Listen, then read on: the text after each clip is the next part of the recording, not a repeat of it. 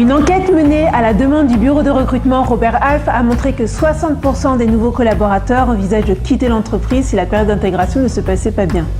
D'ailleurs, d'autres sources indiquent que près de 20% des collaborateurs envisagent de quitter l'entreprise dès le premier jour.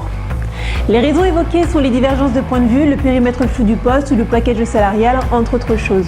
Pour remédier à cette perte, il peut être pertinent d'inclure le nouveau salarié dans un parcours d'intégration ou onboarding en anglais.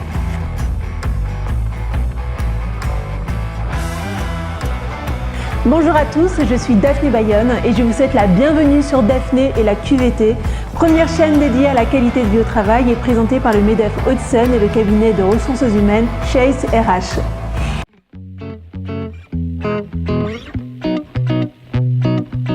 Aujourd'hui, dans un marché du travail hautement compétitif et face à la difficulté grandissante que vous pouvez rencontrer à attirer les talents et fidéliser vos collaborateurs, vous devez construire un parcours d'onboarding qui assurera la bonne intégration de votre nouveau salarié.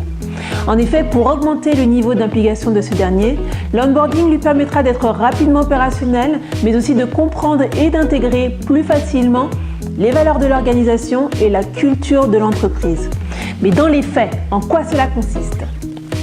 Premièrement, préparez l'arrivée de votre salarié.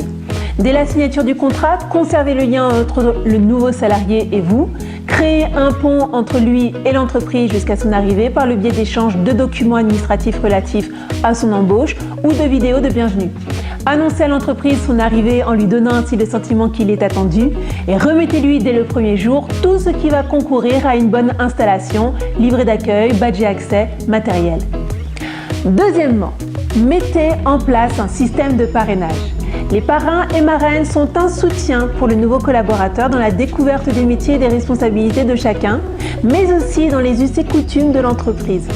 Ils permettent aux nouveaux salariés de se familiariser plus rapidement au fonctionnement et à la dynamique de l'entreprise. C'est un rôle qui doit être fortement valorisé au sein des effectifs. Troisièmement, faciliter les conditions de travail. Le nouveau collaborateur arrive avec ses habitudes et méthodes acquises lors de ses expériences passées. Il est parfois recruté précisément pour la mise en œuvre de ses compétences, mais dans d'autres cas, il peut être bon de l'informer sur l'organisation particulière de votre entreprise, les délégations managériales ainsi que les circuits de décision s'ils n'ont pas déjà été évoqués durant la phase de recrutement. Quatrièmement, organisez un suivi.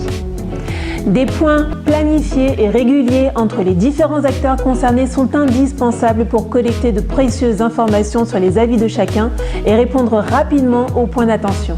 Ainsi, les malentendus et les tensions peuvent être réglés rapidement. Un processus d'onboarding bien pensé, en accord avec le secteur d'activité et le fonctionnement de l'entreprise, contribue à une intégration plus rapide et réussie des employés. Ils se sentent à l'aise dans leur nouvelle fonction, à leur place dans l'entreprise et complètement engagés dans la stratégie de cette dernière. Ce qui a pour avantage de répondre au désir d'épanouissement et de bien-être au travail des salariés.